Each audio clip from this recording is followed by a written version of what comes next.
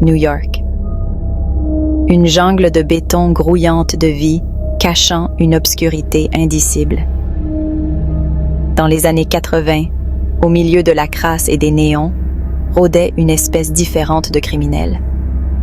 Un homme qu'ils appelaient le boucher. Son vrai nom? Thomas Pitera. Pitera n'était pas qu'un gangster de plus.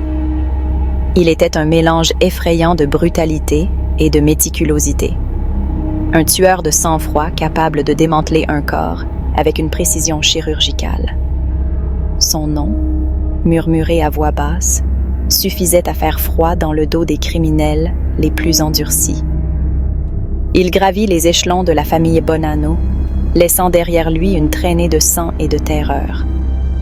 C'était un soldat parmi les soldats, craint et respecté à parts égales. Mais son règne de terreur ne pouvait durer éternellement. Le voyage de Pitera dans les ténèbres a commencé dans l'ombre de la violence. Élevé dans le quartier difficile de Bensonhurst à Brooklyn, il a rapidement appris le langage de la rue. Les petites délits ont conduit à des crimes plus importants, attirant l'attention de la mafia.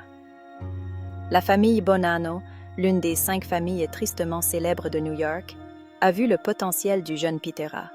Il était ambitieux, impitoyable et possédait un calme inquiétant. Ils l'envoyèrent en Sicile, puis au Japon. Là-bas, il a perfectionné ses compétences en arts martiaux et en maniement du sabre, ajoutant une précision mortelle à son répertoire déjà brutal. À son retour, Pitera était un homme changé. Il était une arme mortelle, forgée et aiguisée, prête à être lâchée sur quiconque oserait s'opposer aux Bonanno. Il gravit rapidement les échelons, gagnant ses galons et le surnom effrayant de Tommy Karaté. Les méthodes de Pitera étaient aussi calculées qu'atroces. Il préférait démembrer ses victimes, souvent alors qu'elles étaient encore en vie. Les corps étaient ensuite enterrés à Staten Island, sur un terrain qu'il surnommait sinistrement « l'atelier ». Ce n'était pas seulement une affaire, c'était personnel. Pitera trouvait une satisfaction tordue dans son travail, un rituel macabre qui témoignait d'une noirceur que peu pouvaient comprendre. Il gardait des trophées, des doigts, des dents, de sinistres souvenirs de son œuvre. Sa nature méticuleuse allait au-delà des meurtres. Il étudiait la médecine légale, apprenant à faire disparaître les preuves et à brouiller les pistes. Il se croyait intouchable, un fantôme dans le système. Mais même les fantômes peuvent être chassés. À la fin des années 1980, Pitera était un membre haut placé de la famille Bonanno, craint et respecté. Mais son succès était alimenté par la paranoïa. Il ne faisait confiance à personne, pas même à ses plus proches associés. Il savait que dans son milieu, la trahison était aussi courante qu'une poignée de main. Sa chute a commencé par une erreur d'inattention. Un deal de drogue qui a mal tourné, un témoin laissé en vie.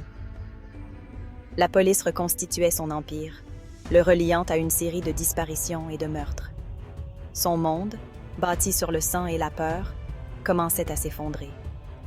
En 1990, après une longue enquête, le FBI a fini par rattraper Thomas Pitera. Il a été arrêté et accusé de multiples meurtres, de racket et de trafic de drogue. Le boucher, qui se croyait invincible, était enfin à genoux. Le procès de Thomas Pitera a fait sensation dans les médias. Les détails macabres de ses crimes ont choqué même les observateurs les plus endurcis. Le boucher, autrefois une figure de peur et de mystère, était maintenant exposé pour ce qu'il était vraiment, un tueur de sang-froid. Le jury n'a pas mis longtemps à rendre son verdict, coupable de tous les chefs d'accusation. Pitera a été condamné à la prison à vie sans possibilité de libération conditionnelle. Il a disparu dans le système, un autre monstre enfermé, son règne de terreur enfin terminé. Mais la légende du boucher perdure. Un récit édifiant murmuré dans les rues de New York, un rappel que même dans les recoins les plus sombres de la ville, la justice finit par triompher.